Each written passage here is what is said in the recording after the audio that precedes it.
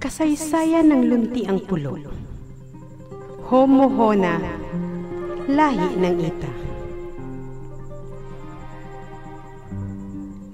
Ang pinakamahalagang bahagi sa segment ng North sa NEWS na inilalahad ni Manny sa programang Tindig by Etama Robles ay ang tunay na pinagsimulan nating mga Pilipino.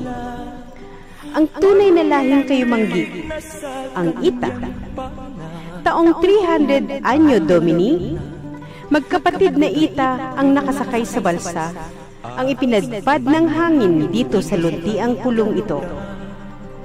Sa ngayon ay kilalang tawag na bansang Pilipinas. Ang magkapatid na ito ay nagngangalang Homo, ang lalaki, at Hona, ang babae. Sila ang Homohona na unang paris ng tao dito. Sa kanilang pamumuhay, sinubaybayan sila ng anghel na nagdala sa kanila dito.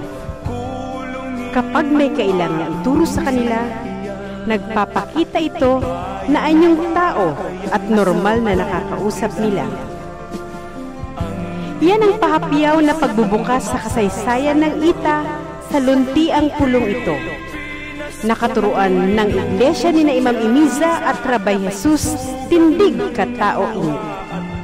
Sila Homohona ang unang dumating dito, ang lahi ng Ita, taong 300 AD.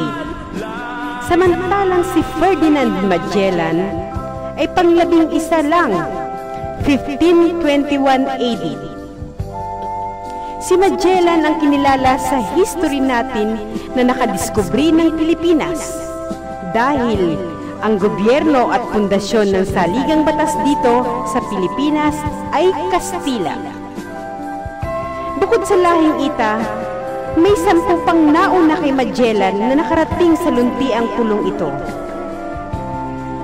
Kaya, ang mga susunod na kabanata ng news, balita sa kasaysayan ng luntiang pulong ito ay para sa mga taong gising na, nagsusuri, basag na sa katuruan ng Biblia, hindi na kayang bilugin ng mga nagtuturo sa relihiyon ang kanilang ulo, at higit sa lahat, para sa mga taong naghahanap na ng tunay na katotohanan.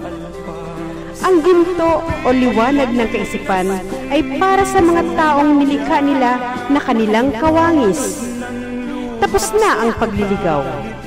Dahil matagal nang nagwakas ang sumpang ikinapit ni Magellan na espada niyang krus bago napugto ang kanyang hininga, na anya, sa pamamagitan ng espada kong ito, 400 taong kayong aalipinin ng Diyos na krus na ito.